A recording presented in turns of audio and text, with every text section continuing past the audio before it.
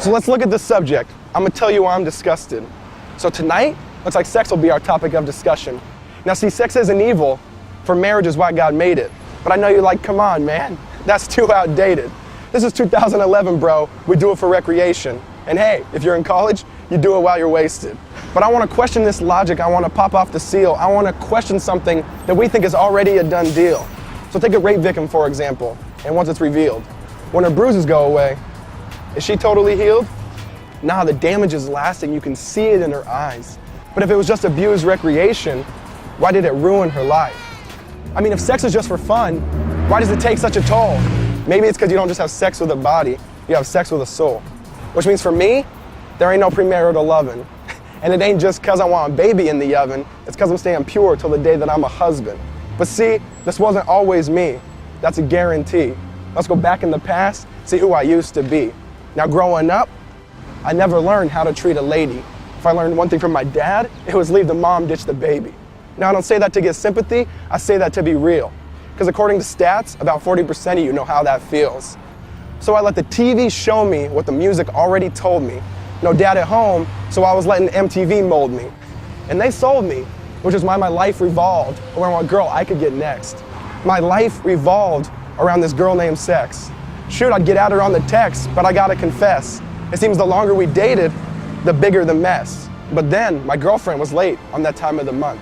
If you know what I mean, you understand when I say my heart sunk. I started to think about abortion, man. I started to butter it up. But it's funny, they don't make condoms for sin. You can't just cover it up. It was just a scare, but I knew a father I didn't want to be. It's funny how I was pro-life until it happened to me. So dudes, think twice before you desire her just because she's hot. Because the truth is, your body makes a promise whether you do or not. Sorry I digressed though, let's get back to the topic. How there's some dudes who pressure her even when she says stop it. You're not a man, you're just a boy that can shave and you put on a good cover. Because if you don't respect her when she says no, you certainly don't love her. So how about you start studying her heart, stop studying her booty, or maybe invest the same amount of time in her that you do in Call of Duty. Because what makes you think you can get this girl and all of a sudden get naughty? Because you should have to touch her heart and her mind first before you ever touch her body.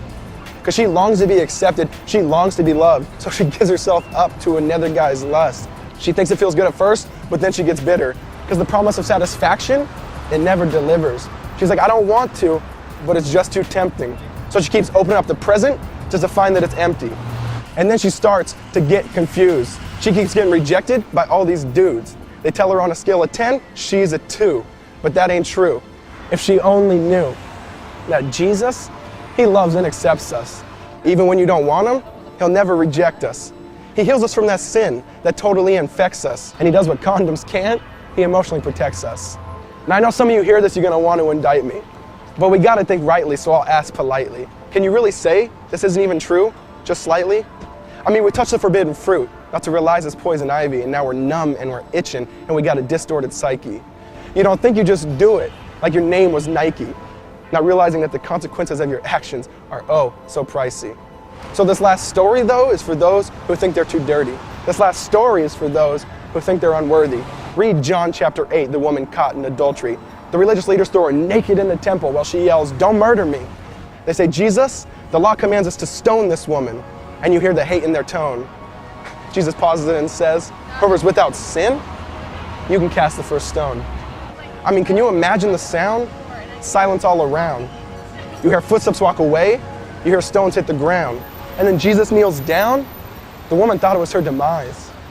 He lifts up her face. You see the grace in his eyes. He says, I don't condemn you. Go and sin no more. I love you. I accept you. Mercy is yours. But if you're anything like me, you're like, no, that can't be. Why would he ever die for me? See, but then I saw that scene where I was redeemed. He reached out and touched me and said, Jeff, you're free. Instantly, I was wearing the brightest robe I'd ever seen. I was perfectly spotless. I was perfectly clean. So bright, in fact, man, I thought I'd go blind. I said, whose is this? He said, actually, it's mine.